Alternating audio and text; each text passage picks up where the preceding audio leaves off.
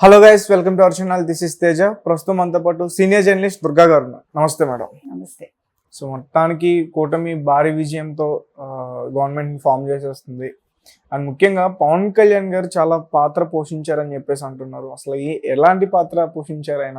అలాగే ఇప్పుడు ఆయన 21కి 21 కూడా మొత్తం స్వీప్ చేశారు. మరి ఆయన స్థానం ఎలా ఉండబోతుంది ఈ గవర్నమెంట్? ఇప్పుడు మామూలుగా మనిషి ఎప్పుడు కూడా ఓడిపోతే కుంగిపోతాడు, ఎవరైనా సరే, సైకాలజీ అది. కానీ పవన్ కళ్యాణ్ కుంగిపోలేదు. సరే, మీరు నన్ను వద్దన్నారు, ఎందుకు వద్దన్నారు, నేను ప్రయత్నిస్తాను, నేను సాధిస్తాను అన్నాడు. మొట్టమొదటి పార్టీ పెట్టినప్పుడు ఆయన కూటమితో ఉన్నారు కానీ పోటీ చేయలేదు. రెండోసారి మరి ఏమైందో మనకు తెలియదు, తెలుగుదేశం జనసేన విడివిడిగా పోటీ చేశాయి, బీజేపీ కూడా కలవలేదు. దానివల్ల ఓట్లు చీలిపోయాయి. మీరు కనుక గమనిస్తే వైసీపీకి అన్ని సీట్లు వచ్చాయి కదండి. కానీ జనసేన తెలుగుదేశం అభ్యర్థులు ఎక్కడెక్కడైతే గెలిచారో అక్కడ జనసేన తెలుగుదేశం అభ్యర్థులు ఎక్కడ ఓడిపోయారో మీరు ఆ ఓటింగ్ శాతం కనుక చూస్తే ఆ రెండు కలిపితే కనుకైతే ఖచ్చితంగా గెలిచే స్థానాలు ఉన్నాయి, 40-50 స్థానాలు ఉన్నాయి. అంటే మనం ఓవరాల్గా చూసుకుంటే ఇంకా ఎక్కువే ఉన్నట్టున్నాయి.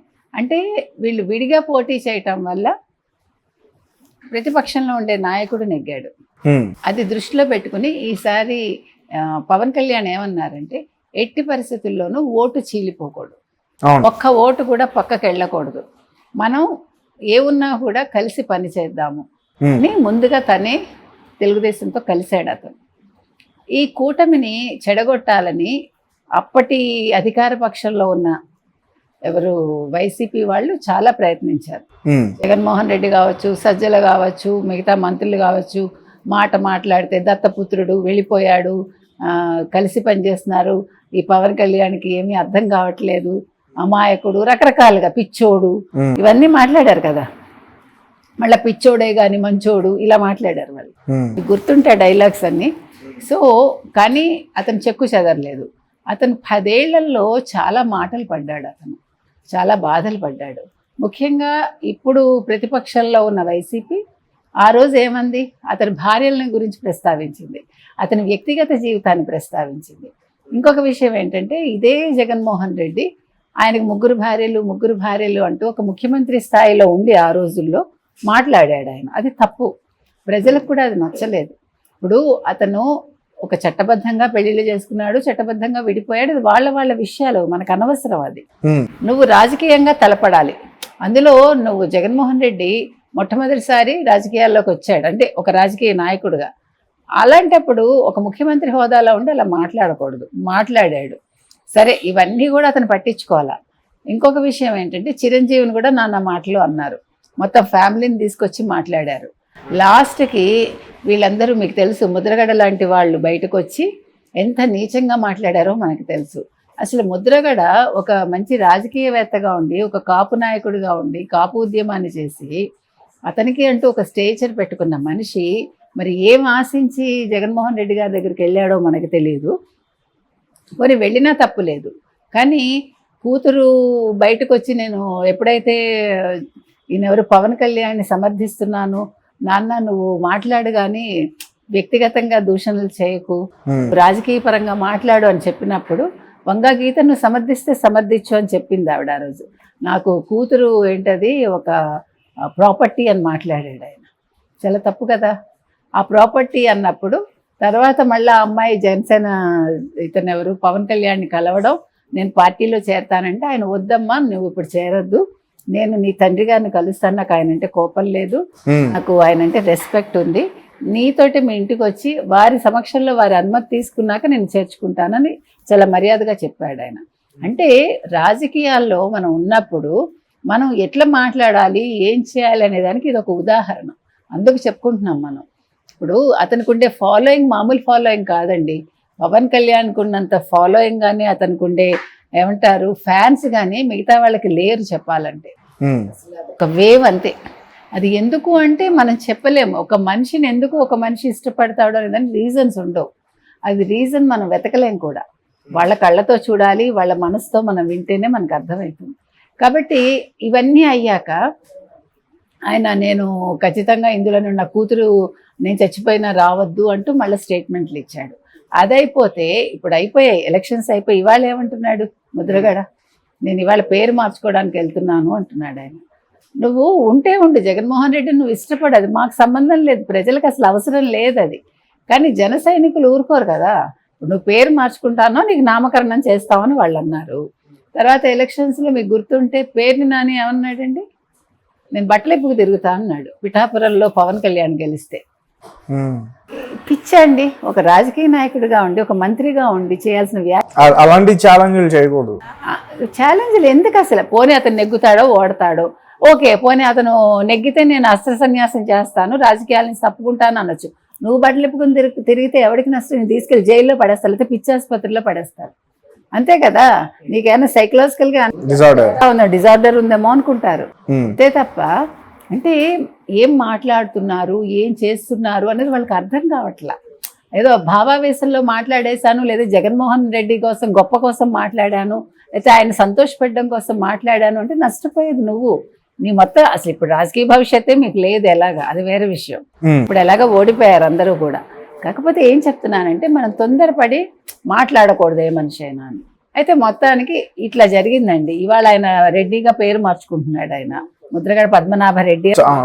ఉందా మేడం, అట్లా మార్చుకునే అవకాశం ఉందా? నాకు తెలిసి కులం మార్చుకోవటానికి లేదండి, అది కులనామం కదా అది. రెడ్డి అనేది కులనామం. సరే, మరి నాకు తెలిసి మరి రాజ్యాంగంలో ఏంటో నాకు తెలియదు, అవి కనుక్కోవాలి అసలు. అయితే మరి ఆయన నువ్వు ఉంటే ఉండు, జగన్మోహన్ రెడ్డితో ఉండు, అంత గొప్ప పేరు మార్చుకోవాల్సిన పని లేదు అసలు. అది పిచ్చాళ్ళు చేసే పని అంతే నా దృష్టిలో. ఇంకా నీకు ఒక మంచి వయసు వచ్చింది, 80 ఏళ్ళు వచ్చాయి మనిషి, మనవలతో ఆడుకోవాల్సిన వయసులు ఇవన్నీ అవసరం అండి? ఇప్పుడు ఆ క్రాంతి దగ్గరికి వెళ్ళి, అమ్మ క్రాంతి నన్ను క్షమించు అని ఒక మాట అని ఆ కూతురిని దగ్గరికి తీసుకోవచ్చు కదా.